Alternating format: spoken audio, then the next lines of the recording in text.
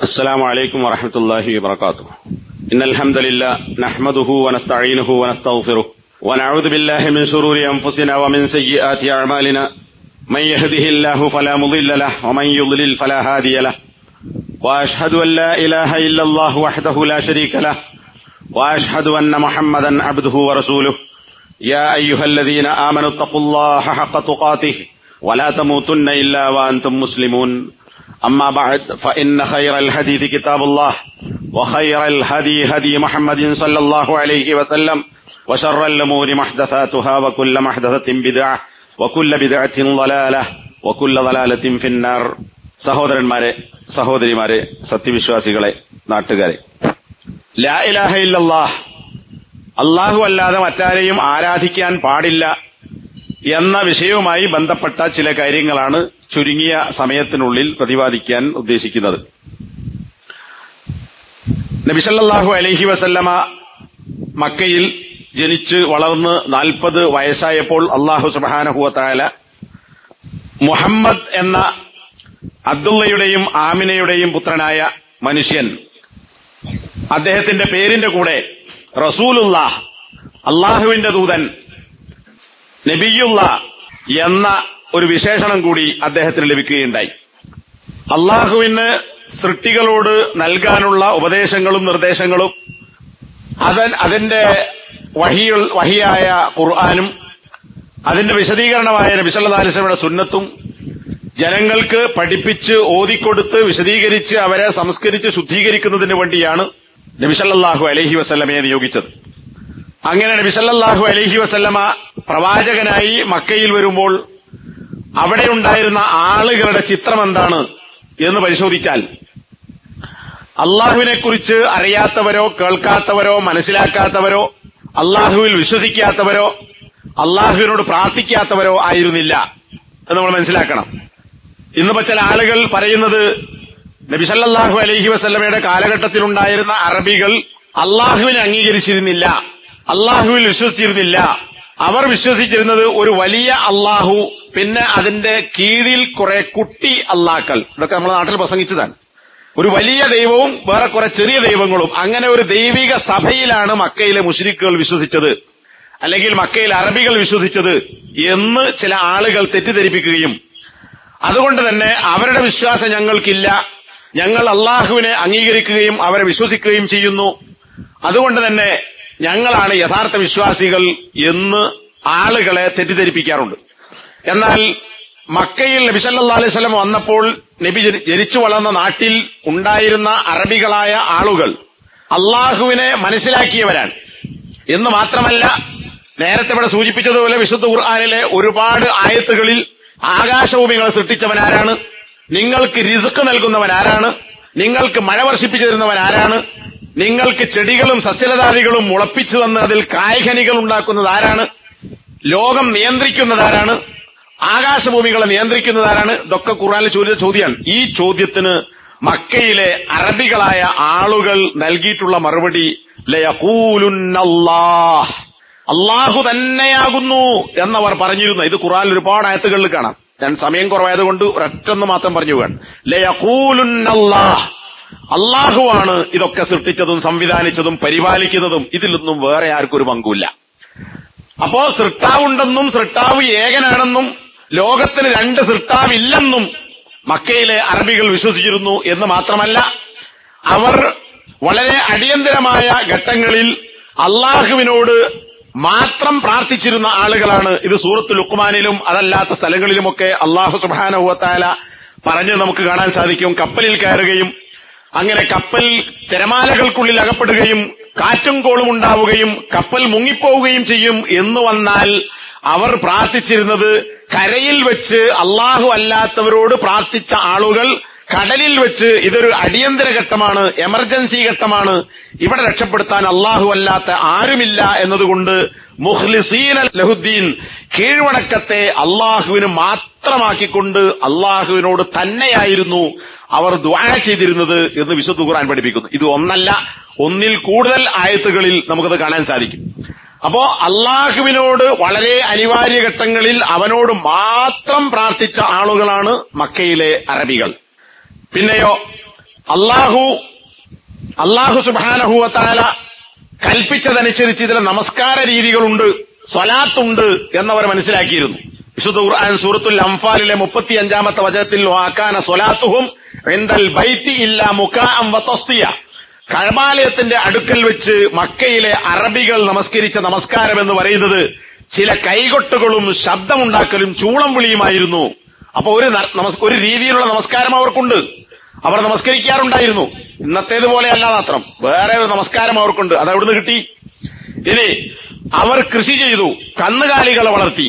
ഇതിൽ നിന്നൊക്കെ വിഭവങ്ങൾ കിട്ടുമ്പോൾ അവർ അതിൽ നിന്നുള്ള ഒരു വിഹിതം നേർച്ചയാക്കും. ആർക്കാ നേർച്ചയാക്കുന്നത്? ഒരു വിഹിതം അള്ളാഹുവിന്. അപ്പൊ നമ്മളൊരു തെങ്ങ് കുഴിച്ചിട്ടുണ്ടാക്കിയായിരിക്കും, ഒരു തെങ്ങുണ്ടായി, ഒരു മാവുണ്ടായി. അതിൽ ആദ്യമായി കായ ഉണ്ടാവുമ്പോ നാടുകളിലൊക്കെ ഒരു സമ്പ്രദായം കാണാം, ആദ്യം ഉണ്ടാകുന്ന ഉൽപ്പന്നം അത് പള്ളിയിലേക്ക് നേർച്ചയാക്കും, പള്ളിക്ക് സംഭാവന. തേങ്ങ ഉണ്ടായാൽ ആ തേങ്ങ മുഴുവൻ, മാങ്ങ ഉണ്ടാവുമ്പോ അതിൽ കുറെ മാങ്ങ പള്ളിക്ക്. ഇത് എല്ലാ നാട്ടിലുള്ളതാണ്, ഇവിടെയും കാണണം. ഇവര് അങ്ങനെയല്ല, ഉണ്ടാകുമ്പോഴൊക്കെ അതിന്റെ ഒരു വിഹിതം. ഒട്ടകം പ്രസവിച്ചാൽ, ഇത്ര കുഞ്ഞിനെ പ്രസവിച്ചാൽ, അതിൽ കുഞ്ഞിന് ഇത്ര വയസ്സായാൽ, ആണാണെങ്കിൽ ഇത്ര, പെണ്ണാണെങ്കിൽ ഇത്ര, ഇങ്ങനെയൊക്കെ പ്രത്യേകമായ കണക്കുകൾ ഉണ്ടാക്കി ഒരു വിഹിതം അള്ളാഹുവിന് നേർച്ചയാക്കുകയും മറ്റൊരു വിഹിതം അള്ളാഹു അല്ലാത്ത ആളുകൾക്ക് നേർച്ചയാക്കുകയും ചെയ്തു. അപ്പൊ അള്ളാഹു അവർ നേർച്ചയാക്കിയിട്ടുണ്ട്. ഇത് സൂറത്തുൽ അംഫാലിലെ 136-ാമത്തെ ആയത്തിൽ നമുക്ക് കാണാം. വഖാലു, കന്നുകാലികളെയും കാർഷിക ഉൽപ്പന്നങ്ങളെയും നേർച്ചയാക്കിക്കൊണ്ടവർ പറയും ഇത് അള്ളാഹുവിനുള്ളതാകുന്നു.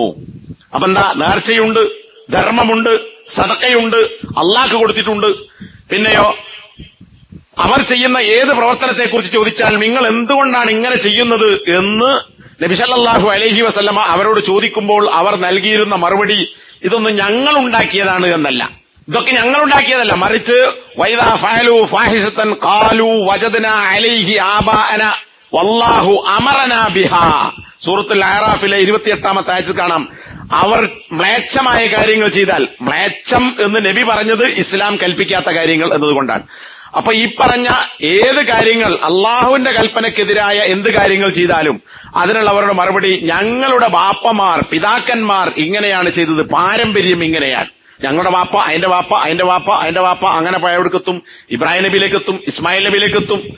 അവരൊക്കെ ചെയ്തത് പാരമ്പര്യമായി കിട്ടിയതാണ് ഞങ്ങൾ ചെയ്യുന്നത്. ഇപ്പൊ നമ്മുടെ നാട്ടിലെ ആളുകളോട് നിങ്ങൾ എന്തുകൊണ്ടാണ് അങ്ങനെ ചെയ്യുന്നു വെച്ചാൽ അവരെന്താ പറയാ? ഇത് ഞങ്ങൾ ഉണ്ടാക്കിയതല്ല, ഞങ്ങളുടെ വാപ്പ ചെയ്തു, അതിന്റെ വാപ്പ ചെയ്തു, അങ്ങനെ നബിയിൽ നിന്ന് കിട്ടി, പാരമ്പര്യമായി കിട്ടിയതാണ്. അപ്പൊ ഈ പാരമ്പര്യവാദം അവർ ഉന്നയിച്ചു എന്ന് മാത്രമല്ല പറയുന്നത്, അതിനുശേഷമുള്ളൊരു വാചകമാണ് വല്ലാഹു അമറനാ ബിഹാ. ഞങ്ങൾ ഇച്ഛയുന്ന കാര്യം ഞങ്ങളോട് ചെയ്യാൻ കൽപ്പിച്ചത് അള്ളാഹു ആകുന്നു എന്ന് നബിയിൽ വിശ്വസിച്ചിട്ടില്ലാത്ത മക്കയിലെ അബൂജഹലും ഉത്ബയും ഷെയ്ബയും അതുപോലെ തന്നെ അബൂലഹബും അടക്കമുള്ള ആളുകൾ പറഞ്ഞു ഇത് ഞങ്ങൾ ഉണ്ടാക്കിയതല്ല, ഞങ്ങൾ ചെയ്യുന്ന കാര്യങ്ങൾ അള്ളാഹു കൽപ്പിച്ച കാര്യങ്ങളാണ്. അതിനർത്ഥം എന്താ? അള്ളാഹു ഉണ്ട്, അള്ളാഹു കൽപ്പിച്ചതനുസരിച്ചാണ് ഞങ്ങൾ ചെയ്യുന്നത്, ഞങ്ങൾ അള്ളാഹുവിന്റെ മതത്തിന്റെ ആളുകളാകുന്നു. നമ്മൾ നോൽക്കുന്ന ആശൂറ നോമ്പുണ്ട്, മുഹറം 10 നോമ്പ്. ഈ മുഹറം 10 നോമ്പ് നബി തുടങ്ങിയതല്ല, മക്കയിലെ ജൂതന്മാർ ഈ നോമ്പ് നോറ്റിരുന്നു, ഹദീസിലുണ്ട്. ഇനി നബി സല്ലല്ലാഹു അലൈഹി വസല്ലമ നബിയാകുന്നതിന്റെ മുമ്പും മക്കയിലെ അറബികൾ ഈ നോമ്പ് നോറ്റിട്ടുണ്ട്. ഇമാം ബുഖാരിയുടെ 1893 നമ്പർ ഹദീസ്. നബി സല്ലല്ലാഹു അലൈഹി വസല്ലമയുടെ പത്നി നമ്മുടെ ഉമ്മ ആയിഷ റളിയല്ലാഹു അൻഹ പറയുന്നത് കാണാം, ആ ആളുകൾ നോമ്പ് നോൽക്കാറുണ്ടായിരുന്നു. ജാഹിലിയത്തിലെ അറബികൾ, ഖുറൈശികൾ ആശൂറ നോമ്പ് നോറ്റിരുന്നു. യൗമ ആശൂറ ഫിൽ ജാഹിലിയ. ഇസ്ലാമിലല്ല, നബി വരുന്നതിന് മുമ്പേ ആശൂറ നോമ്പ് നോറ്റിട്ടുണ്ട്. ആ ആശൂറ നോമ്പ് നബി സല്ലല്ലാഹു അലൈഹി വസല്ലമയും പഠിപ്പിച്ചു. അപ്പൊ അത് അവരുണ്ടാക്കിയതാണോ? അല്ല. ജാഹിലിയത്തിൽ നബിയാകുന്നതിന് മുമ്പേ മക്കയിലെ അറബികൾ ആശൂറ നോമ്പ് നോറ്റിട്ടുണ്ട്. അവർ ഉംറ നിർവഹിച്ചിട്ടുണ്ട്, ഹജ്ജ് നിർവഹിച്ചിട്ടുണ്ട്. ആര്? നബി പഠിപ്പിച്ചതല്ല, നേരത്തെ കിട്ടിയത് ഇബ്രാഹിം നബി പഠിപ്പിച്ചതനുസരിച്ച്. ഇമാം മുസ്ലിം ഉദ്ധരിച്ച 1185-ാമത്തെ ഹദീസിൽ കാണാം, കാനൽ മുശ്രിക്കൂന യഖൂലൂന ലബ്ബൈക ലാ ശരീക ലക്. അവർ ഹജ്ജ് ചെയ്യുമെന്ന് മാത്രമല്ല അതിൽ തൽബിയത്ത് അവർ ചെയ്യാറുണ്ട്. നമ്മൾ ചൊല്ലുന്ന പോലെ തൽബിയത്ത് ചൊല്ലും, ഹജ്ജിനും ഒക്കെ ചെയ്യുന്ന തൽബിയത്ത്. പക്ഷെ ആ തൽബിയത്തിൽ അള്ളാഹുവെ നിനക്ക് ഞങ്ങൾ ഉത്തരം ചെയ്തിരിക്കുന്നു, നിനക്ക് ഒരു പങ്കുകാരനും ഇല്ല എന്ന് പറഞ്ഞതിന് ശേഷം അവർ പറയും ഇല്ലാ ശരീക്കൻ ഹുവ ലക് തംലികുഹു വമാ മലക്. ഒരു പങ്കുകാരനുമില്ല, എന്നാൽ ഒരുത്തനൊഴിച്ച് ഒരു പങ്കുകാരൻ നിനക്കുണ്ട്. ആ പങ്കുകാരൻ സ്വന്തമായ കഴിവുള്ള അധികാരമുള്ള ഒരു ശക്തിയല്ല, മറിച്ച് ആ പങ്കുകാരനെ ഉടമപ്പെടുത്തിയതും നീയാകുന്നു. എന്ന് പറഞ്ഞാൽ അയാളുടെ കയ്യിൽ എന്തൊക്കെയുണ്ടോ, അയാൾ എന്താണ് ഞങ്ങൾക്ക് ചെയ്തിരുന്നത്, അതൊന്നും അയാളുടെ സ്വന്തം കഴിവല്ല, അള്ളാഹുവെ നീ കൊടുത്ത കഴിവാണ്. അപ്പൊ നീ കൊടുത്ത കഴിവുള്ള വേറെ ഒരാളുണ്ട്, ഇതല്ലാത്ത ഒരു പങ്കുകാരൻ നിനക്കില്ല എന്ന് പറഞ്ഞാൽ, ഇത് ഞാനിവിടെ പറയുന്നത് എന്തിനാണ്? അവർ ഹജ്ജ് ചെയ്തിരുന്നു, ഹജ്ജിൽ തൽബിയത്ത് ചൊല്ലിയിരുന്നു. അപ്പൊ എന്തൊക്കെയായി?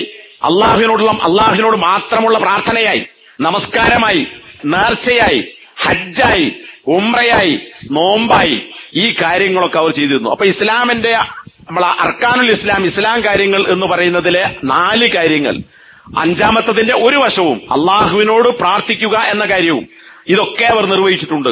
പക്ഷേ ഈ മക്കയിലെ അറബികളെ പോലെ ഇന്ന് ലോകത്ത് കാണുന്ന മതസമൂഹങ്ങൾ നമ്മൾ പരിശോധിച്ചാൽ, ഒരു ക്രിസ്ത്യാനി 2 അള്ളാഹു ഉണ്ട് എന്ന് അവൻ വിശ്വസിക്കുന്നില്ല.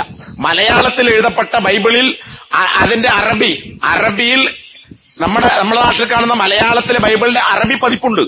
ആ അറബികൾ ആ അറബിയിൽ പിതാവ് എന്നതിന് അറബിയിലെ ബൈബിളിൽ കൊടുത്തിട്ടുള്ളത് അള്ളാഹു എന്നാണ്.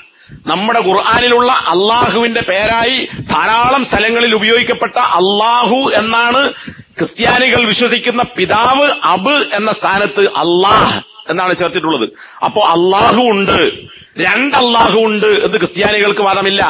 ഏകദൈവ വിശ്വാസം സ്ഥാപിക്കുന്ന ക്രിസ്ത്യാനികളുടെ പ്രസംഗം കേട്ടു നോക്കുക, അവരുടെ പുരോഹിതന്മാർ പറയുന്ന പ്രസംഗം. ഈ പ്രപഞ്ചം സൃഷ്ടിച്ചത് ഒരുവനാണ് എന്നവർ വിശ്വസിക്കുന്നു, മക്കയിൽ അറബികൾ വിശ്വസിച്ചതുപോലെ. 2 അള്ളാഹു ഉണ്ട് എന്നവർക്ക് വിശ്വാസമില്ല. ഇവിടത്തെ ഹിന്ദുക്കളായ ആളുകളോട് ചോദിച്ചാൽ അവർ പറയുന്ന നമുക്ക് കാണാം, ഒരുത്തനേ ഉള്ളൂ. സാധാരണ ഹിന്ദുക്കൾ തന്നെ, എന്റെ വീടിന്റെ മുമ്പിലും വലതുഭാഗത്തൊക്കെ ഹിന്ദുക്കളുണ്ട്. അവരുടെ സംസാരത്തിൽ ഞാൻ പലപ്പോഴും കേട്ടിട്ടുള്ളതാണ്, മേലെ ഒരുത്തനുണ്ടല്ലോ. ഇത് പലരും എന്റെ നാട്ടിൽ മാത്രം എല്ലാവരും, കേരളത്തിന്റെ മുഖ്യമന്ത്രിയായി മരിച്ചുപോയ CPM-ന്റെ EK നായനാർ, അദ്ദേഹത്തെ കുറിച്ച് ആരോപണം ഉണ്ടായപ്പോ അദ്ദേഹം എന്താ പറഞ്ഞത്? മേലെ ഒരുത്തനുണ്ട്. അതിന്റെ ക്ലിപ്പ് ഇപ്പോൾ യൂട്യൂബിലൊക്കെ കിട്ടും. മേലെ ഒരുത്തനുണ്ട്. അപ്പൊ ഈ ലോകം നിയന്ത്രിക്കുന്ന ഒരുത്തനുണ്ട്, സൃഷ്ടാവുണ്ട് എന്ന് മതമില്ലാത്തവരും അംഗീകരിച്ചു പോകുന്നു. ഹിന്ദു അംഗീകരിക്കുന്നു, ക്രിസ്ത്യാനി അംഗീകരിക്കുന്നു, ജൂതനും അത് അംഗീകരിക്കുന്നു. നമ്മുടെ നാട്ടിലുള്ള മുസ്ലിങ്ങൾ എന്ന് പറയുന്ന കെലിമ ചൊല്ലിയ ആളുകളും പറയുന്നു സൃഷ്ടാവ് ഒരുവനേ ഉള്ളൂ. എന്നാൽ ഇന്ന് അതിലൊക്കെ ചില മാറ്റങ്ങൾ വന്നിട്ടുണ്ട്. എന്റെ നാടിനടുത്തുള്ള CM മടവൂർ എന്ന് പറയുന്ന കേരളത്തിന് പുറത്തുള്ള പല ആളുകളും അദ്ദേഹത്തിന്റെ ജാരത്തിലേക്ക് കൊണ്ടിരിക്കുന്നു. അപ്പൊ ഈ ലോകത്തിന്റെ പടച്ചോൻ അദ്ദേഹമാണ് എന്നൊരു പാട്ടുപടുത്തുണ്ടാക്കിയിട്ടുണ്ട്. അപ്പൊ ഇന്ന് വരെ ഇല്ലാത്തൊരു വാദമാണ്. അപ്പൊ ഞാൻ പറഞ്ഞു വരുന്നത്, സൃഷ്ടാവ് ഒരുവനാണ് എന്ന് വിശ്വസിച്ചു. അത് ഇന്നുള്ള ആളുകൾക്കുണ്ട്, നബിന്റെ കാലഘട്ടത്തിൽ അറബികൾക്കും ആ വിശ്വാസമുണ്ട്. പക്ഷേ എന്തുകൊണ്ടാണ് നബി സല്ലല്ലാഹു അലൈഹി വസല്ലമ ഇപ്പറഞ്ഞ കാര്യങ്ങളൊക്കെ അംഗീകരിക്കുകയും വിശ്വസിക്കുകയും പ്രവർത്തിക്കുകയും നമസ്കരിക്കുകയും നോമ്പ് നോൽക്കുകയും സക്കാത്ത് കൊടുക്കുകയും ഹജ്ജ് ചെയ്യുകയും ചെയ്ത മക്കയിലെ ആളുകളോട് എന്തിന് ബദർ നടത്തി, എന്തിന് ഉഹദ് നടത്തി, എന്തിന് ഖന്ദഖ് യുദ്ധം ചെയ്തു, എന്തുകൊണ്ട് അവരെ നബി നേരിട്ടു? എന്തിനാണ്? ഈ ആളുകളൊക്കെ മുസ്ലിങ്ങളല്ലേ, പിന്നെന്തിനാണ് അവരെ എതിർത്തത്? അള്ളാഹു വിശ്വാസല്ലേ, അള്ളാഹുവിനോട് പ്രാർത്ഥിക്കുന്നില്ലേ? അവർക്ക് പറ്റിയ പിഴവ്, ഇന്ന് ലോകത്തുള്ള സർവ്വ മതക്കാർക്കും പറ്റിയ പിഴവ്, മുസ്ലിങ്ങളിൽ തന്നെയുള്ള ആളുകൾക്ക് പറ്റിയിട്ടുള്ള പിഴവ് എന്തെന്ന് ചോദിച്ചാൽ ഒരേ ഒരു ഉത്തരമേ ഉള്ളൂ. സൃഷ്ടാവും പ്രപഞ്ചനായകനും സംരക്ഷകനും പരിപാലകനും അള്ളാഹുവാണ് എന്ന് വിശ്വസിക്കുകയും അള്ളാഹുവിനോട് പ്രാർത്ഥിക്കുകയും ചെയ്യുന്നു. പക്ഷേ പ്രാർത്ഥന എന്ന് പറയുന്നത്, ദുആ എന്ന് പറയുന്നത് അള്ളാഹു അല്ലാത്ത ആളുകൾക്ക് കൂടി വകവെച്ചു കൊടുത്തു എന്ന ഒരൊറ്റ പിഴവാണ് ആ ആളുകളോട് നബി സല്ലല്ലാഹു അലൈഹി വസല്ലം യുദ്ധം ചെയ്യാനും അവർക്ക് ശത്രുതയുണ്ടാകാനും നബിയെ അവരെതിർക്കാനുമൊക്കെ ഉണ്ടായ കാരണം. ഇതല്ല എങ്കിൽ മക്കയിലെ അറബികളുമായി നബിക്ക് യാതൊരു വ്യത്യാസവും വേറല്ല. ഇത് അംഗീകരിച്ച പിന്നെ ബാക്കിയൊക്കെ അംഗീകരിക്കാവുന്നേ ഉള്ളൂ. കാരണം നമസ്കാരം നേരത്തുണ്ട്, നോമ്പുണ്ട്, സക്കാത്തുണ്ട്. അത് നബി പറഞ്ഞതിലേക്ക് കൊണ്ടുവരണം എന്നേ ഉള്ളൂ, പരിപൂർണമായ രൂപത്തിലേക്ക്. അപ്പോ അള്ളാഹുവിനെ ആരാധിക്കുക എന്നതല്ല, അള്ളാഹുവിനെ മാത്രം ആരാധിക്കുക, അള്ളാഹുവിനോട് ദുആ ചെയ്യുക എന്നതല്ല, അള്ളാഹുവിനോട് മാത്രം ദുആ ചെയ്യുക എന്നതാണ് ലോകത്തുള്ള ഏത് മതക്കാരും ഇസ്ലാമിന്റെ മതവും തമ്മിലുള്ള വ്യത്യാസം. ബാക്കി എല്ലാവരും നേരത്തെ പറഞ്ഞതുപോലെ മേലെ ഉള്ളവനുണ്ട്, അവനാണ് രക്ഷകൻ എന്നൊക്കെ പലരും വിശ്വസിക്കുന്നു. മുസ്ലിങ്ങളിൽ പലരും അത് വിശ്വസിക്കുന്നു. പക്ഷേ അള്ളാഹു അല്ലാത്തവരോടും ദുആ ചെയ്യുന്നു. ഈ പ്രശ്നം ഉണ്ടെങ്കിൽ ഒരാൾ മുസ്ലിം ആവുകയില്ല. ഏത് ദുആ അള്ളാഹ്ക്ക് കൊടുക്കുക, അള്ളാഹു അല്ലാത്തവരോടും ദുആ ചെയ്യുക. ഇനി ഇത് മുഹമ്മദ് നബിന്റെ കാലഘട്ടത്തിലുള്ള ആളുകൾക്ക് മാത്രമാണോ? നൂഹ് നബി സ്വല്ലല്ലാഹു അലൈഹി വസല്ലമിന്റെ കാലഘട്ടത്തിൽ മരിച്ചുപോയ മഹാന്മാരായ ആളുകളോട് ദുആ ചെയ്തിട്ടുണ്ട്. ആ ആളുകളോട് 950 വർഷക്കാലം നൂഹ് നബി സ്വല്ലല്ലാഹു അലൈഹി വസല്ലം ദഅവത്ത് നടത്തി. അദ്ദേഹം ജീവിച്ച അദ്ദേഹത്തിന്റെ മൊത്തം വയസ്സല്ല 950, 50 ഒഴികെ 1000 എന്നാ ഖുർആൻ പറഞ്ഞത്. അത് പ്രബോധനം ചെയ്ത കാലാണ്. അതിലധികം അദ്ദേഹം ജീവിച്ചിട്ടുണ്ട്. അപ്പൊ നബിയായി ജീവിച്ചതാണ് 950 വർഷക്കാലം. ആ കാലം നൂഹ് നബി അലൈഹി സ്വലാത്തു വസ്സലാം പറഞ്ഞത് അദ്ദേഹത്തിന്റെ വാചനത്തിൽ കാണാം. അതുപോലെ തന്നെ ഹൂദ് നബി, സ്വാലിഹ് നബി, ഈസാ നബി, അതുപോലെ തന്നെ ശുഐബ് നബി, ഇവരൊക്കെ പറഞ്ഞ കാര്യങ്ങളായി നമുക്ക് കാണാം. ഹൂദ് നബി അവരോട് പറഞ്ഞു, വൈല ആദിൻ അഖാഹും ഹൂദ ഖാല യാ ഖൗമി ഇബ്ദുല്ലാഹ മാ ലക്കും മിൻ ഇലാഹിൻ ഗൈറുഹു. അല്ലാഹു സുബ്ഹാനഹു വ തആല ആദ് ഗോത്രത്തിലേക്ക് ഹൂദ് നബി അലൈഹി സ്വലാത്തു വസ്സലാമിനെ അയച്ചു. എന്താണ് അദ്ദേഹം പറഞ്ഞത്? എന്റെ സമൂഹമേ, നിങ്ങൾ അള്ളാഹുവിനെ ആരാധിക്കുക, അവനല്ലാതെ വേറെ ഒരു ആരാധ്യൻ, നിങ്ങൾക്ക് അഭയം തേടി ചെല്ലാവുന്ന, നിങ്ങൾക്ക് സഹായം ചോദിച്ച് ചെല്ലാവുന്ന ഒരുത്തനും ഇല്ല. അതുകൊണ്ട് അള്ളാഹുവിനോട് ദുആ ചെയ്യണം. ഇത് കേട്ടപ്പോ ആ ജനത എന്താ തിരിച്ചു ചോദിച്ചത്? അള്ളാഹുവിനോട് ദുആ ചെയ്യൂല എന്നവർക്ക് വാദമുണ്ടോ? ഇല്ല. ഹൂദ് നബി അലൈഹി സ്വലാത്തു വസ്സലാം എന്താ പറഞ്ഞത്? നിങ്ങൾ പ്രാർത്ഥന അള്ളാഹുവിന് മാത്രമാക്കണം, വേറെ ആരോടും ദുആ ചെയ്യാൻ പാടില്ല. അപ്പൊ ആ ആളുകൾ ഹൂദ് നബി അലൈഹി സ്വലാത്തു വസ്സലാമിനോട് തിരിച്ചു ചോദിച്ചത് അതേ സൂറത്തിൽ 170 ആയത്ത്, 5 ആയത്ത് കഴിഞ്ഞിട്ട് അള്ളാഹു വിശദീകരിക്കുന്നുണ്ട്. അള്ളാഹുവിനെ മാത്രം ഞങ്ങൾ ആരാധിക്കണം എന്ന കാര്യം പറയാനാണോ ഹൂദേ നീ ഞങ്ങളുടെ അടുക്കൽ വന്നത്? അള്ളാഹുവിനെ ആരാധിക്കണമെന്ന് പറയാനല്ല, അള്ളാഹുവിനെ മാത്രമേ, വഹ്ദഹു, അള്ളാഹുവിനെ മാത്രമേ ആരാധിക്കാവൂ എന്ന് പറയാനാണോ നീ ഞങ്ങളുടെ അടുക്കൽ വന്നത്? വനദറ മാ കാന യഅ്ബുദു ആബാഉന, ഞങ്ങളും ഞങ്ങളുടെ ബാപ്പമാരും അതിന്റെ വല്യാപ്പമാരും വല്ലിപ്പമാരും ഒക്കെ ആരാധിച്ചിരുന്നവയൊക്കെ ഒഴിവാക്കണം എന്ന് പറഞ്ഞാൽ മരിച്ചുപോയ അമ്പിയാക്കൾ, സ്വാലിഹീങ്ങൾ, മുത്തഖീങ്ങൾ, ശുഹദാക്കൾ, അങ്ങനെ ബഹുമാനപ്പെട്ടവരായി ഗണിക്കപ്പെടുന്ന സാദാത്യങ്ങൾ, ആരിഫീങ്ങൾ, ഇതൊക്കെ അതിൽപ്പെടല്ലോ. അങ്ങനെയുള്ള നല്ല നല്ല മനുഷ്യന്മാരോടൊക്കെ ഞങ്ങൾ ദുആ ചെയ്യുന്നു. ഇതിനൊക്കെ ഒഴിവാക്കിയിട്ട് അള്ളാഹുവിനോട് മാത്രമേ ദുആ ചെയ്യാൻ പാടുള്ളൂ എന്ന് പറയാനാണോ നീ വന്നത് എന്ന് ഹൂദ് നബി അലൈഹി സ്വലാത്തു വസ്സലാമിനോട് അക്കാലഘട്ടത്തിൽ ജനങ്ങൾ ചോദിച്ചു. അപ്പൊ അവർക്കുള്ള എതിർപ്പെന്താ? അള്ളാഹുവിനോട് മാത്രം പ്രാർത്ഥിക്കുക എന്ന് ഞങ്ങൾക്ക് അംഗീകരിക്കാൻ കഴിയില്ല. അള്ളാഹുവിനോടും പ്രാർത്ഥിക്കാം, അള്ളാഹു അല്ലാത്തവരോടും പ്രാർത്ഥിക്കാം. മുഹമ്മദ് നബി സല്ലല്ലാഹു അലൈഹി വസല്ലമയോട് നബി സല്ലല്ലാഹു അലൈഹി വസല്ലമ ഇക്കാര്യം പറഞ്ഞപ്പോൾ അവർ ചോദിച്ച ചോദ്യം എന്താ? അതും ഇതേ ചോദ്യമാണ്. അജഅലൽ ആലിഹത ഇലാഹം വാഹിദ ഇന്ന ഹാദാ ലശൈഉൻ ഉജാബ്. അല്ല മുഹമ്മദേ, നീ പറയുന്ന ഇക്കാര്യം ഇലാഹുകൾ, ഞങ്ങൾക്ക് ആരാധിക്കാൻ പറ്റുന്ന ആളുകൾ കുറേണ്ണുണ്ട്, അതൊന്നും പറ്റൂല, ഒരാളോട് മാത്രമേ ആരാധിക്കാവൂ എന്നാണോ മുഹമ്മദ് നീ പറയുന്നത്? എങ്കിൽ ലശൈഉൻ ഉജാബ്, ഇത് ആശ്ചര്യകരമായ ഒരു കാര്യമാകുന്നു എന്ന് മക്കയിലെ അറബികൾ പ്രതികരിച്ചു. അപ്പൊ നോക്കൂ, അള്ളാഹുവിനോട് എതിർപ്പില്ല, അള്ളാഹുവിനോട് പ്രാർത്ഥിക്കുന്നതിനോടും എതിർപ്പില്ല. പിന്നെയോ എന്തിനോടാ എതിർപ്പ്? അള്ളാഹുവിനോട് മാത്രമേ പ്രാർത്ഥന പാടുള്ളൂ എന്ന് പറയുന്നതിനാണ് എതിർപ്പ്. ഇന്ന് ലോകത്തുള്ള ഏത് മതക്കാരെ പരിശോധിച്ചാലും മുസ്ലിം സമൂഹത്തിലുള്ള ലാ ഇലാഹ ഇല്ലല്ലാഹ് എന്ന് നമ്മളെക്കാൾ കൂടുതൽ ചൊല്ലിക്കൊണ്ടിരിക്കുന്ന, അതായത് ഇപ്പം മുജാഹിദിന്റെ സലഫികളുടെ പള്ളിയിലൊന്നും ഫർള് നിസ്കാരം കഴിഞ്ഞാൽ ലാ ഇലാഹ ഇല്ലല്ലാഹ് എന്ന് 10 വട്ടം ചൊല്ലൂല. എന്നാൽ ഷാഫി മദ്ഹബിന്റെ പള്ളിയിലുണ്ട്, ഹനഫി മദ്ഹബിന്റെ പള്ളിയിലുണ്ടോന്ന് അറിയില്ല, ഇവിടെ ഉണ്ടോ? അഫ്ലൽ ഉണ്ട്, ഉണ്ടെന്നാണ് ആൾക്കാർ പറയുന്നത്. നമസ്കാരം കഴിഞ്ഞാൽ ഇമാമ് അഫ്ളൽ ദിക്ർ എന്ന് പറയും, അത് ഹദീസാണ്. അഫ്ളൽ ദിക്ർ, ലാ ഇലാഹ ഇല്ലല്ലാഹ് എന്നത് ദിക്റിൽ ഏറ്റവും ശ്രേഷ്ഠമായത് ഹദീസാണ്, അത് സ്വഹീഹായ ഹദീസാ. പക്ഷെ നമസ്കാര ശേഷം 10 വട്ടം ദിക്ർ ചെല്ലണം, 10, 5, 3 ഒന്നും ചെല്ലാൻ നബി സല്ലല്ലാഹു അലൈഹി വസല്ലം പഠിപ്പിച്ചിട്ടില്ല. ദിക്റിന്റെ കൂട്ടത്തിൽ ലാ ഇലാഹ ഇല്ലല്ലാഹ് ഉണ്ട്, ലാ ഇലാഹ ഇല്ലല്ലാഹ് വഹ്ദഹു ലാ ശരീക ലഹു ഉണ്ട്. പക്ഷെ ഇങ്ങനെ എണ്ണം കണക്കാക്കി 10 അല്ലെങ്കിൽ വേറെയോ സലാം വീട്ടിയ ഉടനെ ഇതാണ് ചെല്ലേണ്ടത് എന്നൊരൊറ്റ ഹദീസിലുമില്ല. അപ്പൊ ഇതൊക്കെ ചെല്ലുന്ന ആളുകൾ അത് ചെല്ലുന്നതോടൊപ്പം എന്ത് ചെയ്യുന്നു? ദുആ അള്ളാഹുവിനോട് നടത്തുന്നു, അള്ളാഹു അല്ലാത്തവരോട് നടത്തുന്നു. രോഗം മാറ്റിത്തരണേ എന്ന് അള്ളാഹുവിനോട് പറയുന്നതിനേക്കാൾ കൂടുതൽ ഒരു പക്ഷേ അല്ലാത്തവരോട് പറയുന്നു. ഹിദായത്ത് അള്ളാഹുവിനോട് ചോദിക്കുന്നതിന് പകരം നബി സല്ലല്ലാഹു അലൈഹി വസല്ലമയോട് ഹിദായത്ത് തരണേ എന്ന് പറയുന്നു. കോഴിക്കോട് മലപ്പുറം ജില്ലയിലെ മലപ്പുറത്തിനടുത്തുള്ള മഅദിൻ നഗർ എന്നറിയപ്പെടുന്ന സ്ഥലത്ത് റമളാനിലെ 27-ാം രാവിൽ പള്ളിയിൽ ഇഅ്തികാഫിരുന്ന് അള്ളാഹുവിനോട് ലൈലത്തുൽ ഖദ്ർ ചോദിക്കേണ്ടുന്ന ദിവസം മൈതാനത്ത് ആളുകൾ 10,000-ങ്ങളെ വിളിച്ചുകൂട്ടി അവിടെ നടത്തുന്ന പ്രാർത്ഥനയിൽ ഒരാള് പ്രാർത്ഥിച്ചത് യൂട്യൂബിൽ തെരഞ്ഞാൽ നമുക്ക് കിട്ടും.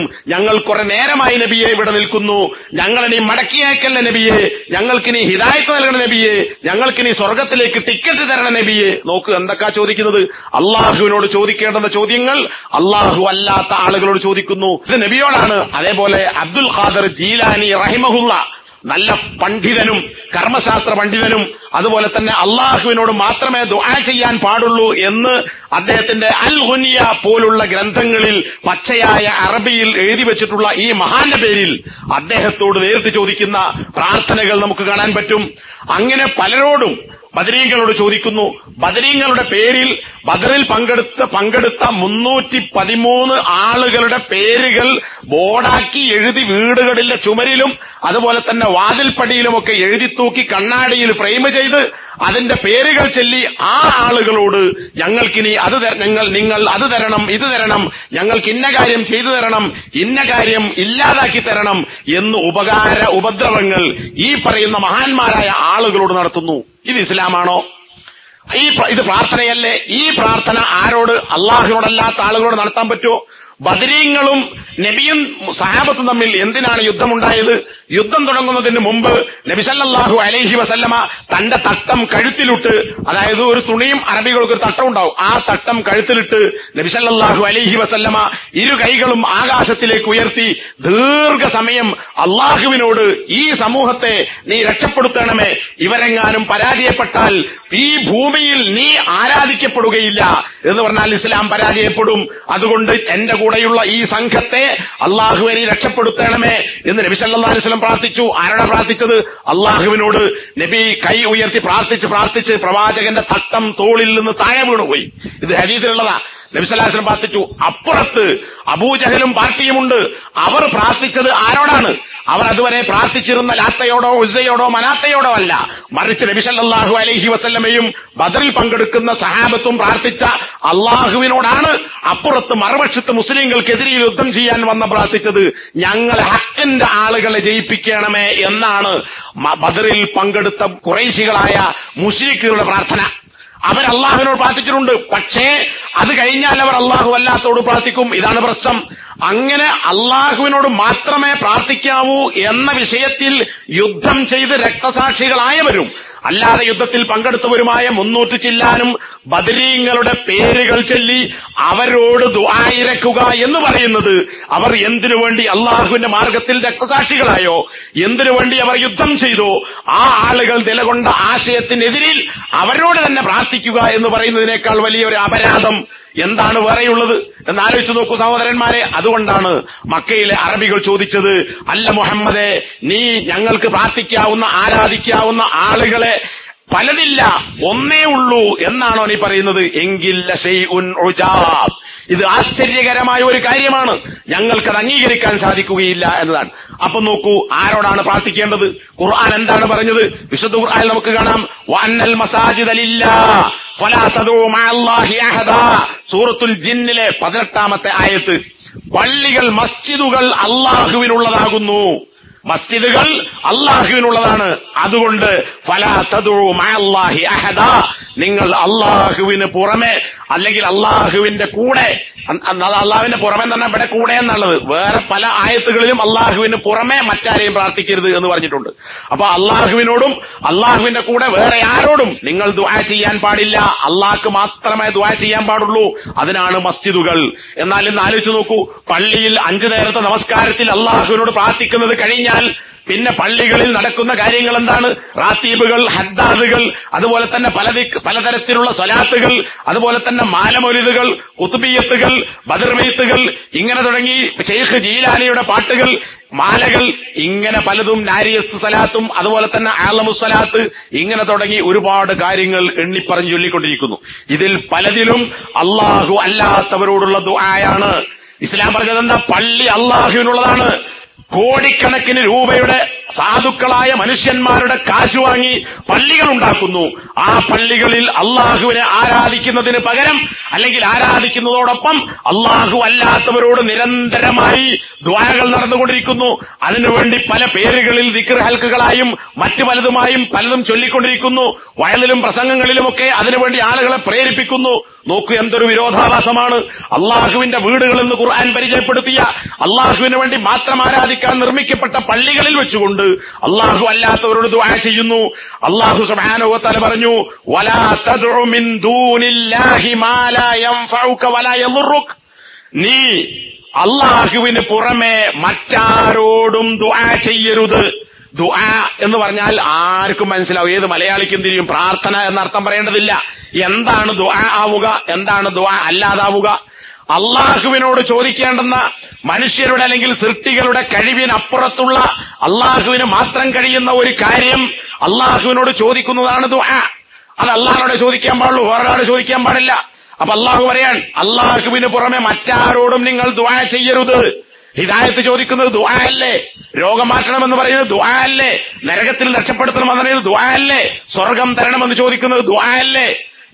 എന്റെ രോഗം മാറ്റി തരണം, വിസ തരണം, ജോലി തരണം, കച്ചവടത്തിൽ ലാഭമുണ്ടാക്കണം, നഷ്ടം വരുത്തരുത്, ആപത്തുകൾ നീക്കിത്തരണം എന്ന് പറയുന്നത് ദുആ അല്ലേ? ഈ ദുആ അള്ളാഹുവിനോടല്ലേ നടത്തേണ്ടത്? എന്നാൽ അള്ളാഹു അല്ലാത്തവരോട് നടത്തുന്നു. എന്നിട്ട് എന്താ അള്ളാഹു പറയുന്നത്?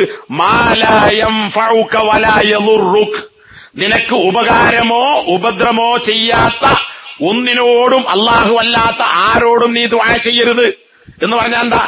ഉപകാര ഉപദ്രവങ്ങൾ ചെയ്യാൻ കഴിവുള്ളവൻ ആരാ? അള്ളാഹു മാത്രമാകുന്നു. അള്ളാഹു അല്ലാത്ത ആർക്കും ഉപകാര ഉപദ്രവങ്ങൾ ചെയ്യാൻ സാധിക്കുകയില്ല. എങ്ങനെ ഉപകാരം ചെയ്യാൻ പറ്റില്ല? എന്നാൽ ഇപ്പൊ നമ്മൾ ഒരാളോട് പറയാണ്, ആ കസേരം എടുത്തോ, അല്ല എന്റെ കുടന്നെടുത്തരോ എന്ന് ചോദിച്ചാൽ അത് ഉപകാരമാണ്. ഒരു നായ കടിക്കാൻ വരുന്നു, അതിനൊന്ന് തടുക്കോ എന്ന് ചോദിച്ചാൽ അതൊരു ഉപദ്രവത്തെ തടുക്കലാണ്. ഇതൊക്കെ സൃഷ്ടികൾക്ക് അള്ളാഹു കൊടുത്ത ചില കഴിവുകളുണ്ട്. അത് പരസ്പരം ചെയ്യാം. അത് ഖുർആനിൽ തന്നെ അള്ളാഹു പറഞ്ഞിട്ടുണ്ട്, വതആവനു അലൽ ബിർരി വത്തഖ്വ, പുണ്യത്തിലും നല്ല കാര്യത്തിലും തഖ്വന്റെ വിഷയത്തിലൊക്കെ നിങ്ങൾ പരസ്പരം സഹായിക്കണം.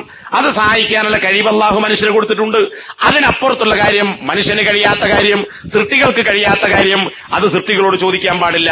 അങ്ങനെ ചോദിച്ചാൽ അത് അവരോടുള്ള ദുആ ആയി. അപ്പോ അള്ളാഹുവിൽ നിന്ന് കിട്ടേണ്ടുന്ന ഉപകാര ഉപദ്രവങ്ങൾ അള്ളാഹു അല്ലാത്ത സൃഷ്ടികളോട് ചോദിക്കാൻ പാടില്ല. അത് ചോദിച്ചുകൊണ്ടുള്ള ദുആ ഒരിക്കലും നീ ചെയ്യരുത് എന്ന് വിശുദ്ധ ഖുർആനിലെ ഒരുപാട് വചനങ്ങളിൽ അല്ലാഹു സുബ്ഹാനഹു വ തആല പറഞ്ഞത് കാണാം. മാത്രമല്ല നബി സല്ലല്ലാഹു അലൈഹി വസല്ലം പഠിപ്പിച്ച ഒരു ഹദീസുണ്ട്. എന്താണത്?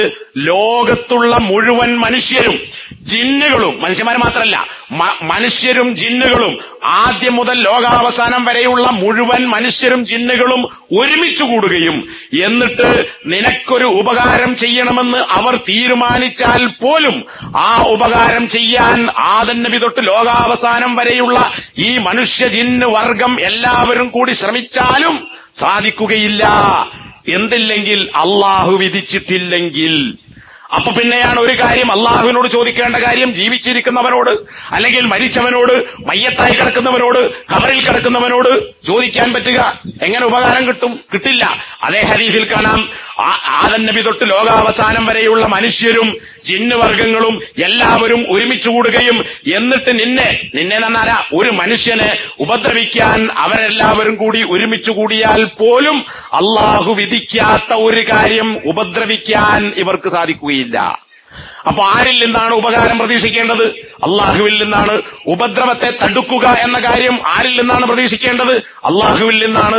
ഇത് സൃഷ്ടികൾക്ക് വകവെച്ചു കൊടുക്കാൻ പാടില്ല. അങ്ങനെ നിങ്ങൾ ചോദിച്ചാൽ, ജീവിച്ചിരിക്കുന്നവനോട് ചോദിച്ചാലും മരിച്ചവനോട് ചോദിച്ചാലും ആർക്കും ചെയ്യാൻ കഴിയില്ല. കാരണം എന്താ? അത് അള്ളാഹ്ക്കേ തരാൻ പറ്റുള്ളൂ. അതുകൊണ്ടാണ് ഉപകാര ഉപദ്രവങ്ങൾ അള്ളാഹുവിൽ നിന്ന് മാത്രമേ പ്രതീക്ഷിക്കാൻ പാടുള്ളൂ. അവനിൽ നിന്നാണ് ആഗ്രഹിക്കേണ്ടത്, അവനോടാണ് തടയാൻ ആവശ്യപ്പെട്ടത്. ഈമാൻ കാര്യത്തിന്റെ 6ാം കാര്യമായി മദ്രസകളിൽ പോലും ചൊല്ലിപ്പഠിക്കുന്ന കാര്യമുണ്ടല്ലോ, അൽ ഖൈറു വശർറു, ഖൈറും ഷർറും അത് അള്ളാഹുവിന്റെ വിധി പ്രകാരം അവന്റെ വിധി അനുസരിച്ചുണ്ടാകുന്നതാണ്. പിന്നെ എങ്ങനെയാണ് ഉപകാരം ചെയ്യാൻ അള്ളാഹു അല്ലാത്തവരോട് ആവശ്യപ്പെടുക, തടുക്കാൻ ആവശ്യപ്പെടുക? ഇത് രണ്ടും സാധ്യമല്ല. ഈമാൻ കാര്യങ്ങളിലെ 6ാമത്തെ ഘടകത്തിന് വിരുദ്ധമായ കാര്യമാണ് ഉപകാര ഉപദ്രവങ്ങൾ അള്ളാഹു അല്ലാത്തവരോട് ചോദിക്കുന്നത്. ഇൻ തദ്ഉഹും ലാ യസ്മഉ ദുആഅക്കും, എന്തുകൊണ്ട് അള്ളാഹു അല്ലാത്തവരോട് പ്രാർത്ഥിച്ചുകൂടാ? വിശുദ്ധ ഖുർആനിൽ സൂറത്ത് ഫാത്തിറിലെ ഫാത്തിർ എന്ന് പറഞ്ഞാൽ അള്ളാഹുവിന്റെ പേരാണ്. അൽ ഫാത്തിർ, സൃഷ്ടാവ്. ഫാത്തിർ സമാവാതി വൽ അർള് ഖുർആനിലുണ്ട്, ഹദീസിലുണ്ട്. അങ്ങനെ പറഞ്ഞുകൊണ്ട് അള്ളാഹുവിന്റെ പ്രാർത്ഥന, ആകാശഭൂമികളെ സൃഷ്ടിച്ചവൻ. ആ ഫാത്തിർ, സൃഷ്ടാവെന്ന പേരിലുള്ള ഖുർആനിലെ 14ാമത്തെ വചനത്തിൽ അള്ളാഹു പറയുന്നു, ഇൻ തദ്ഉഹും. ആര്? നമ്മുടെ നാട്ടിലെ ആളുകൾ പറയും, അത് കല്ലിനോട് പ്രാർത്ഥിക്കാൻ പാടില്ല, വള്ളിയോട് പ്രാർത്ഥിക്കാൻ പാടില്ല, മരത്തോട് പ്രാർത്ഥിക്കാൻ പാടില്ല എന്നാണ് പറഞ്ഞത്. അല്ല, അതും പാടില്ല. മനുഷ്യരോടും പാടില്ല, അല്ലാത്തവരോടും പാടില്ല, ജീവനുള്ളവനോടും പാടില്ല, ജീവനില്ലാത്തവയോടും പാടില്ല, അചേതന വസ്തുക്കളോടും പാടില്ല, ഒന്നിനോടും പാടില്ല. ഇവിടെ പറയുന്നത് എന്താ? ഇൻ തദ്ഉഹും. ഹും എന്ന അറബി വാക്കറിയാം, അവർ എന്നാണ്. നിങ്ങൾ അവരോട് ദുആ ചെയ്താൽ. ആരോട്? അള്ളാഹുവിനോട് ദുആ ചെയ്യേണ്ട കാര്യം അള്ളാഹു അല്ലാത്ത ആളുകളോട്, ജീവിച്ചവരായാലും മരിച്ചവരായാലും അവരോട് ദുആ ചെയ്താൽ ലാ യസ്മഉ ദുആഅക്കും, നിങ്ങളുടെ ദുആ അവർ കേൾക്കുകയില്ല. അപ്പൊ ഖബറിനടുക്കൽ ചെന്ന് ചോദിച്ചാൽ ദുആ ഖബറിലുള്ളവൻ കേൾക്കുകയില്ല. ജാറത്തിനടുക്കൽ ചെന്ന് ചോദിച്ചാൽ ജാറത്തിലുള്ളവൻ ദുആ കേൾക്കുകയില്ല. ഇനി വലൗ സമിഉ, കേൾക്കുകയില്ല എന്ന് പറഞ്ഞാൽ ചില ആൾക്കാർ വരും, ബദറിൽ യുദ്ധം കഴിഞ്ഞ് അവിടെ മരിച്ചു കിടക്കുന്ന മുശ്രിക്കുകളായ ആളുകളെ വിളിച്ചുകൊണ്ട് നബി സല്ലല്ലാഹു അലൈഹി വസല്ലം ചില ചോദ്യങ്ങൾ ചോദിച്ചില്ലേ? ശരിയാണ്, ഹദീസിലുണ്ട്, ചോദിച്ചിട്ടുണ്ട്. അള്ളാഹു ഉദ്ദേശിച്ച സമയം അവർ അത് കേൾക്കും എന്ന് നബി സല്ലല്ലാഹു അലൈഹി വസല്ലമ എന്തിനാണ് ഈ ചത്തുകിടക്കുന്ന ആളുകളോട് നിങ്ങൾ ചോദിക്കുന്നത് എന്ന ചോദ്യത്തിന് ഇപ്പോൾ അവരത് കേൾക്കുന്നു, ഏത് അള്ളാഹു കേൾപ്പിക്കുന്നു എന്ന അർത്ഥത്തിൽ നബി സല്ലല്ലാഹു അലൈഹി വസല്ലം മറുപടിയും പറഞ്ഞു. ഇനി ഇതാണ് മരിച്ചവരോട് ചോദിക്കാൻ തെളിവെങ്കിൽ എന്താണ് അതിൽ നിന്ന് കിട്ടുക? ചത്ത ആളുകളാണ് ഈ പറയുന്നത്. ഏത് ചത്ത ആളുകൾ? ബദറിൽ നബിക്കെതിരെ യുദ്ധം ചെയ്ത ഖുറൈശികളുടെ കൊലകൊമ്പന്മാരായ ചത്തുകിടക്കുന്ന ആളുകളോട് അവരെ കിടങ്ങിലേക്ക് വലിച്ചെറിഞ്ഞു. അവിടെയാണ് പ്രവാചകന്റെ ഈ ചോദ്യം. എങ്കിൽ എന്താ ഇത് കേൾക്കുമെന്നാണെങ്കിൽ അതിൽ നിന്ന് എന്താ മനസ്സിലാക്കേണ്ടത്? ചത്ത ശവത്തോട് കാഫറിനോട് ചോദിച്ചാൽ ഉത്തരം കിട്ടും. കാരണം നബി ചോദിച്ചത് എങ്ങനെയുണ്ട് എന്നാണ്. ഞങ്ങൾക്ക് അല്ലാഹു വാഗ്ദാനം ചെയ്തത് സത്യമായി ഞങ്ങൾ ഇതാ കണ്ടിരിക്കുന്നു, നിങ്ങൾക്കത് അനുഭവപ്പെട്ടോ എന്നാണ് ചോദ്യം. ആ ചോദ്യം അവരോട് പ്രാർത്ഥനയാണോ? അല്ല. ഇപ്പൊ എങ്ങനെയുണ്ട് നമ്മൾ ചോദിക്കില്ലേ, ആ ഒരു ചോദ്യമാണ്. അത് കേട്ടു അങ്ങനെ ചോദിക്കാമെന്നാണെങ്കിൽ ഔലിയാക്കന്മാരോടോ സാലിഹീങ്ങളോ ബദരീങ്ങളോടോ മാത്രമല്ല, ചത്ത് കിടക്കുന്ന ആളുകളോടും ശവത്തോടും മുസ്ലിം അല്ലാത്തവരോടും ചോദിക്കാം എന്നാണ് പറയേണ്ടത്. അങ്ങനെ ആരും പറയോ? ഇല്ല. അപ്പൊ അതുകൊണ്ട് തന്നെ എനിക്ക് ഖുർആൻ പറയാൻ വലൗ സമിഉ, കേൾക്കൂല, കേട്ടാൽ തന്നെ അങ്ങനെ വിചാരിക്കുക, വാദത്തിനോട് സമ്മതിച്ചു കൊടുക്കുക. ഖബറിലുള്ള ആള് നമ്മൾ വിളിച്ചാൽ കേൾക്കും, കേട്ടാൽ ഉത്തരം കിട്ടുമോ? മസ്തജാബൂലക്കും, ഖുർആന്റെ പ്രഖ്യാപനാണ്. കേട്ടാൽ പോലും ഈ ഖബറിൽ കിടക്കുന്ന മനുഷ്യന്മാർ, ഔലിയാക്കളാകട്ടെ, സ്വാലിഹീങ്ങളാകട്ടെ, അമ്പിയാക്കളാകട്ടെ, മുർസലീകളാകട്ടെ, ശുഹദാക്കളാകട്ടെ, മുത്തഖീങ്ങളാകട്ടെ, സാദാത്തീങ്ങളാകട്ടെ, ആരിഫീങ്ങളാകട്ടെ, എന്ത് പേര് നിങ്ങൾ പറഞ്ഞാലും ശരി, മസ്തജാബൂലക്കും, അവർ നിങ്ങൾക്ക് ഉത്തരം നൽകുകയില്ല. മാത്രമല്ല വയൗമൽ ഖിയാമത്തി യക്ഫുറൂന ബിശിർക്കിക്കും, നാളെ പരലോകത്ത് അല്ലാഹു അല്ലാത്തവരോട് ദുആ ചെയ്ത ആളുകൾ പരലോകത്ത് വരും. ബദരീങ്ങളെ എന്ന് വിളിച്ചവൻ അവിടെ വരും, ഈസാ നബിയെ എന്ന് വിളിച്ചവനുണ്ടാകും, മുഹമ്മദ് നബിയെ എന്ന് വിളിച്ചവനുണ്ടാകും, റിഫായി ശൈഖെ എന്ന് വിളിച്ചവനുണ്ടാകും, മമ്പർത്ത തങ്ങളെ എന്ന് വിളിച്ചവനുണ്ടാകും, അബ്ദുൽ ഖാദിർ ജീലാനി എന്ന് വിളിച്ചവരുണ്ടാകും. ഈ വിളിക്കപ്പെട്ട ഈസാ നബിയും മുഹമ്മദ് നബിയും ബദരീങ്ങളും റിഫായി ശൈഖും അതുപോലെ തന്നെ അബ്ദുൽ ഖാദിർ ജീലാനിയും ഇവരൊക്കെ നാളെ പരലോകത്തുണ്ടാകും. ഇനി മുസ്ലിങ്ങളല്ലാത്ത ആളുകൾ ഈസാ നബിയോടോ കന്യാമറിയത്തോടോ ഇനി ജിബ്രീലിനോടോ, പരിശുദ്ധാത്മാവ് എന്ന് പറയുന്ന ജിബ്രീലിനോടോ വിളിച്ചു പറഞ്ഞിട്ടുണ്ടെങ്കിൽ അവരും അവരുടെ പേരിൽ ഉണ്ടാക്കപ്പെട്ട വിഗ്രഹങ്ങളും പ്രതിഷ്ഠകളും ഇതൊക്കെ നാളെ പരലോകത്തുണ്ടാകും. പക്ഷേ അള്ളാഹു ഈ വിളിച്ചു പ്രാർത്ഥിക്കപ്പെട്ട ആളുകളോട് അള്ളാഹു ചോദിക്കും, നിങ്ങളെ ഈ ആളുകൾ പ്രാർത്ഥിച്ചിട്ടുണ്ടോ? മുഹമ്മദ് നബിയോടും അള്ളാഹു ചോദിക്കും, നിന്നെ ആളുകൾ ദുആ ചെയ്തിട്ടുണ്ടോ? ഈസാ നബിയോട് അള്ളാഹു പരലോകത്ത് വെച്ച് ചോദിക്കുന്ന ചോദ്യം ഖുർആനിൽ കാണാം.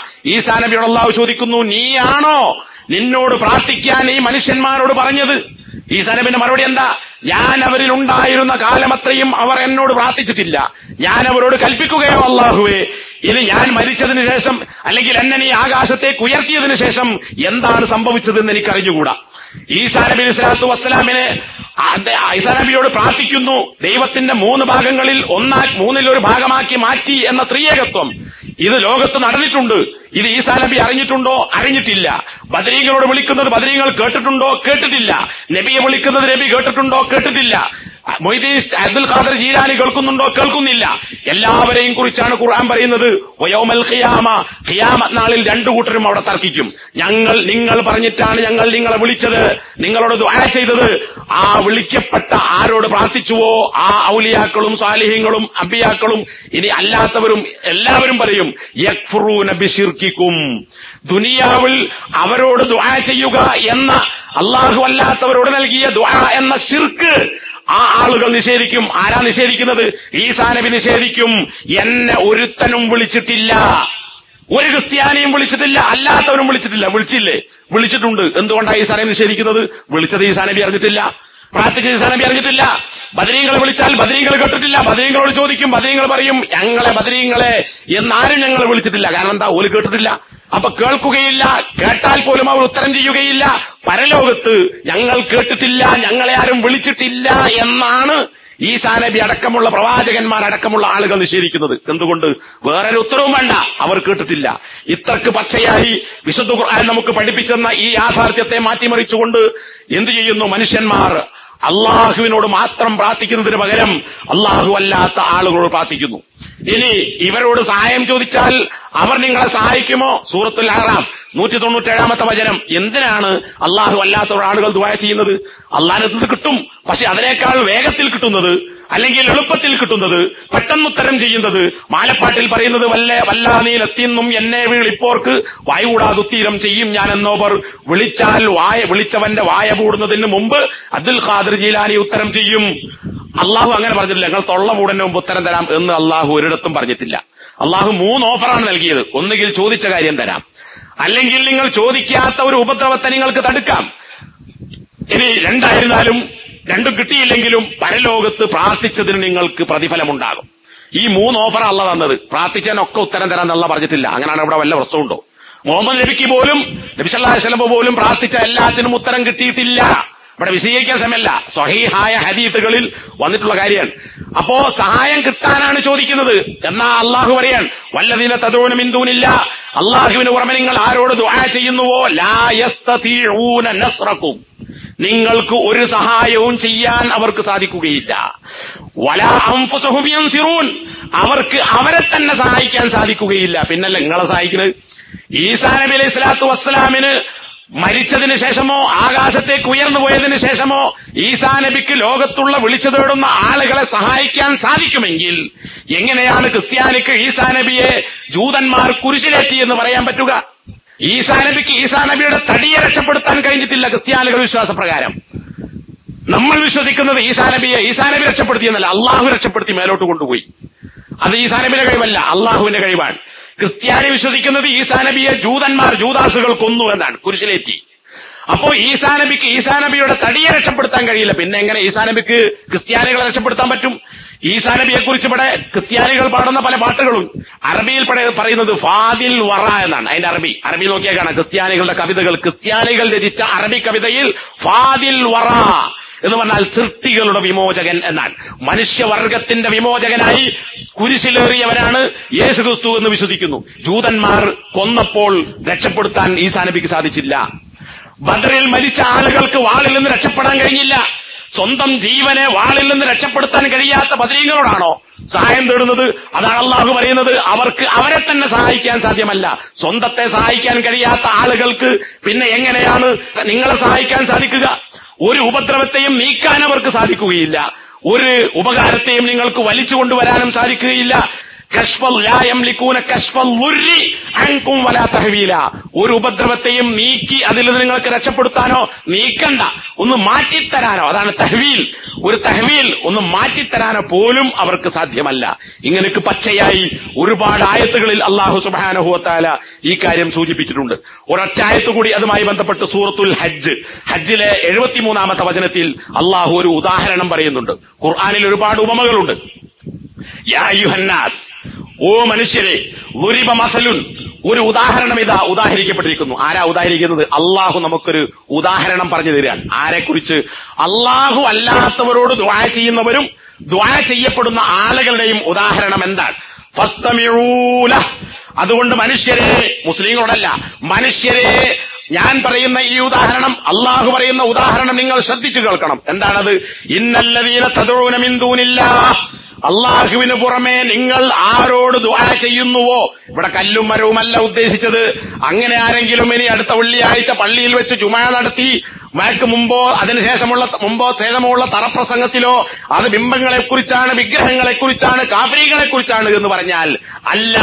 അല്ലദീന തദഊന, നിങ്ങൾ വിളിച്ചു പ്രാർത്ഥിക്കുന്ന ഏതെല്ലാം ആളുകളുണ്ടോ, അവരോട് നിങ്ങൾ പ്രാർത്ഥിക്കുന്നുണ്ടോ, ആ പ്രാർത്ഥിക്കപ്പെടുന്ന ആളുകൾ ലൻ യഖ്ലുഖൂ ദുബാബ, ലോകം പടക്കണ്ട, ഞങ്ങളെ പടക്കണ്ട, ഒരു ഈച്ചയെ പോലും ഉണ്ടാക്കാൻ നിങ്ങൾ ദുആ ചെയ്യുന്ന ആളുകൾക്ക് സാധ്യമല്ല. അള്ളാന്റെ വെല്ലുവിളിയാണ്. ഉണ്ടാക്കിയിട്ടില്ല. ഇനി വലവിജ്തമഊ ലഹു, അതിനുവേണ്ടി അവർ ഒരുമിച്ച് കൂടിയാൽ പോലും, ലോകത്തുള്ള 33 കോടി ദൈവങ്ങളോ ത്രിയേകത്വത്തിന്റെ ആ ഒന്നും കൂട്ടിയാൽ ഒന്നു കൂടിയാൽ ഒന്നെന്ന തലതിരിഞ്ഞ ത്രിയേകത്വത്തിന്റെ വിശ്വാസമോ, എല്ലാ ഔലിയാക്കന്മാരും അങ്ങനെ ലോകത്ത് അഖ്താബുകളും മശായിഖുമാരും അതുപോലെ തന്നെ വേറെ പല ദരജകളിലുമായി കുത്തുബുകളും കുത്തുബുൽ ആലമും, ഇതൊക്കെ നമ്മുടെ നാട്ടിലെ സൂഫികളുടെ വിശ്വാസമാണ്.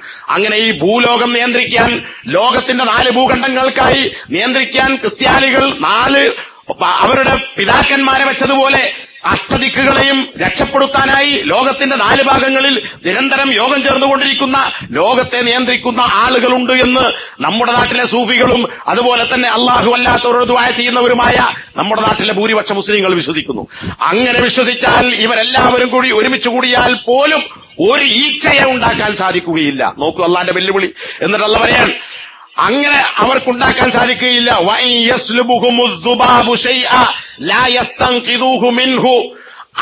നിങ്ങൾ ആരോട് ദുആ ചെയ്യുന്നുവോ അവർക്കൊരു ഈച്ചയെ ഉണ്ടാക്കാൻ കഴിയില്ല.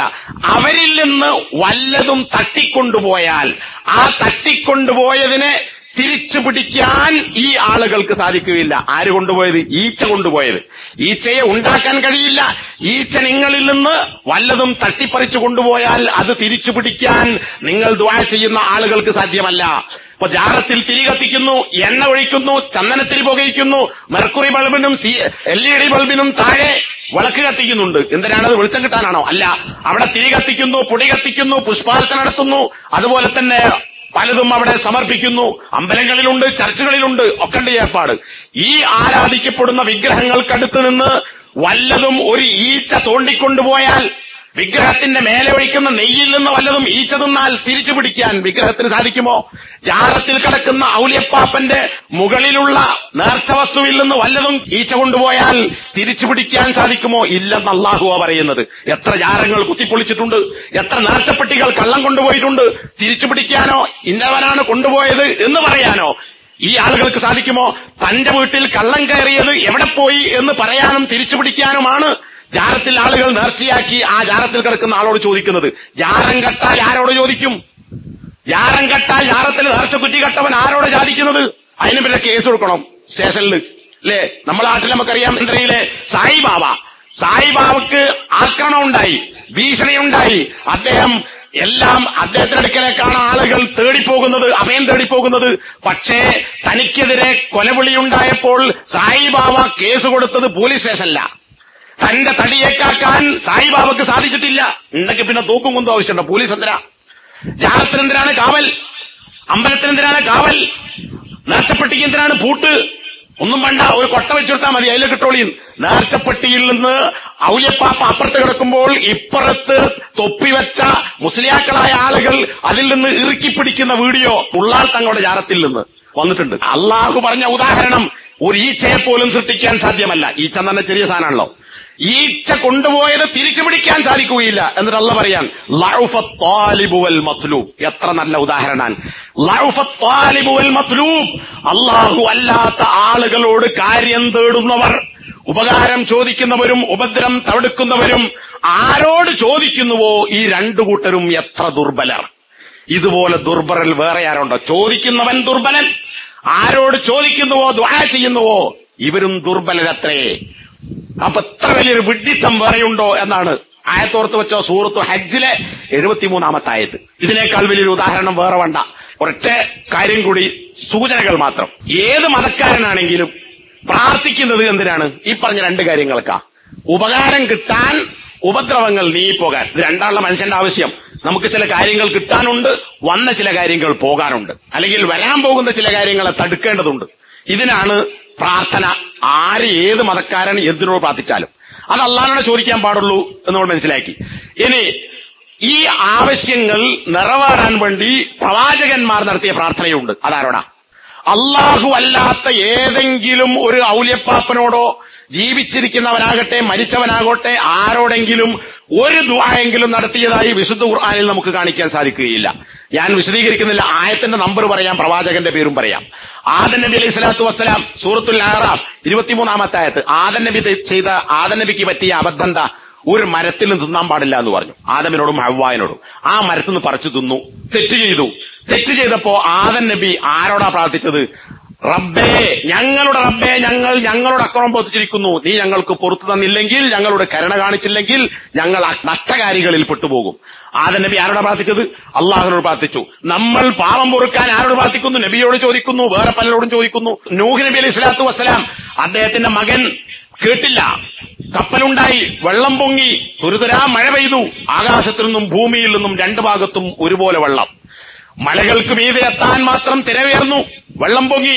തൊട്ടപ്പുറത്ത് മലമുകളിൽ നൂഹ് നബിയുടെ പുത്രൻ, കപ്പലിൽ നൂഹ് നബി, പറഞ്ഞത് കേട്ടില്ല, വെള്ളത്തിൽ മുങ്ങിച്ചത്തു നൂഹ് നബിയുടെ മകൻ. അതിനുശേഷം നൂഹ് നബി പ്രാർത്ഥിച്ചു, അല്ലാഹുവേ, എന്റെ പുത്രൻ എന്റെ കുടുംബത്തിൽപ്പെട്ടവനാണ്, നിന്റെ ഒരു വാഗ്ദാനമുണ്ടല്ലോ, അത് ഹക്കല്ലേ എന്നതുകൊണ്ട് അവനെ രക്ഷപ്പെട്ടില്ലല്ലോ എന്നാണ് നൂഹ് നബിയുടെ സങ്കടം. അത് ചോദിച്ചു, അത് അല്ലാഹു തിരുത്തി കൊടുത്തു. അവൻ നിന്റെ കുടുംബത്തിൽപ്പെട്ടവനല്ല, കാരണം നീ മുസ്ലിമാണ്, അവൻ നിന്റെ മതക്കാരനല്ല. അപ്പൊ നിന്റെ കുടുംബം എന്ന് പറയണ്ട, അവൻ നിന്റെ പുത്രനാണ്, പക്ഷെ നിന്റെ അഹിലല്ല. അപ്പൊ അവിടെ നൂഹ് നബി പ്രാർത്ഥിച്ചത് ആരോടാ? അള്ളാഹുവിനോട്. ഇബ്രാഹിം നബി അള്ളാഹുവിന്റെ കൽപ്പന പ്രകാരം മക്കയിൽ ഇസ്മായിലിനെയും അലൈഹിസ്സലാം, ഹാജർ അലൈഹിസ്സലാം രണ്ടുപേരെയും ഒന്നുമില്ലാത്ത മൊട്ടക്കുന്നും പാറകളും കരിമ്പാറക്കൂട്ടകളും മാത്രമുള്ള ആൾതാമസമോ കൃഷിയോ കച്ചവടമോ സൂപ്പർ മാർക്കറ്റോ കൂൾബാറോ ഒരു കിണറോ പോലുമില്ലാത്ത സ്ഥലത്ത് ഈ രണ്ടുപേരെ കൊണ്ടുപോയി പാർപ്പിച്ചു. മുല കുടിക്കുന്ന കുട്ടി, മുല കൊടുക്കുന്ന ഉമ്മ, ഏതാനും കാരക്കച്ചുളകൾ, ഒരു പാത്രത്തിൽ കുറച്ച് വെള്ളവും. അത് തീർന്ന ഒന്നും കിട്ടാനില്ല. ഇബ്രാഹിം നബി തിരിച്ചു നടക്കുമ്പോൾ അള്ളാഹുവിനോട് പ്രാർത്ഥിച്ചു, എന്റെ സന്താനങ്ങളിൽപ്പെട്ട ചിലരെ കൃഷിഭൂമികളില്ലാത്ത, പഴവർഗ്ഗങ്ങളില്ലാത്ത ഈ കഅബാലയത്തിന്റെ അടുക്കൽ ഇതാ ഞാൻ പാർപ്പിച്ചു പോകുന്നു.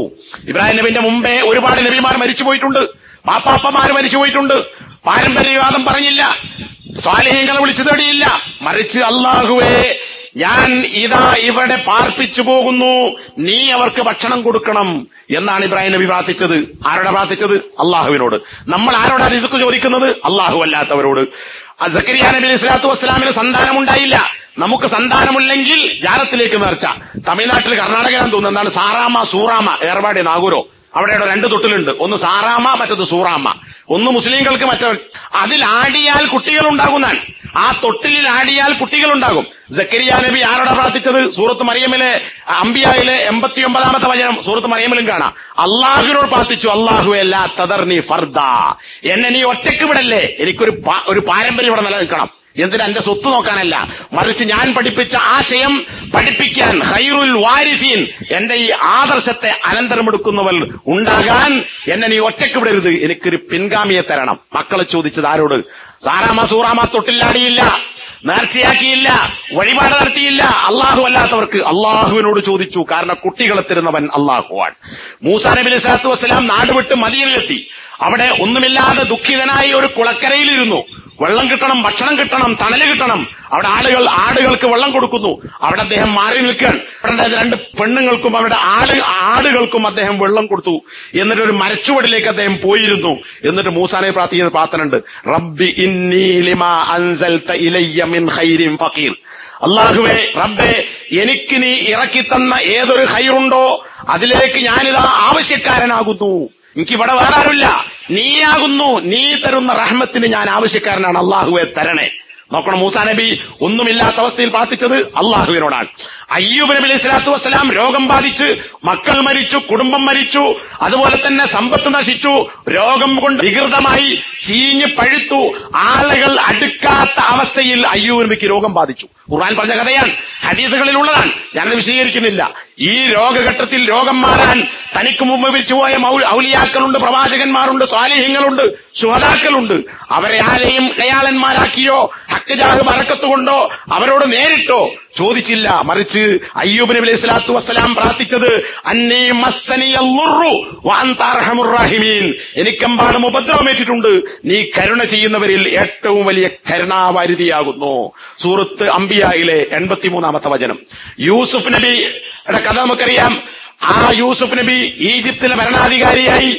കിണറ്റിൽ കൊണ്ടുപോയിട്ട് ആള് രക്ഷപ്പെട്ട് ഈജിപ്തിലെത്തി ഭരണാധികാരിയായി.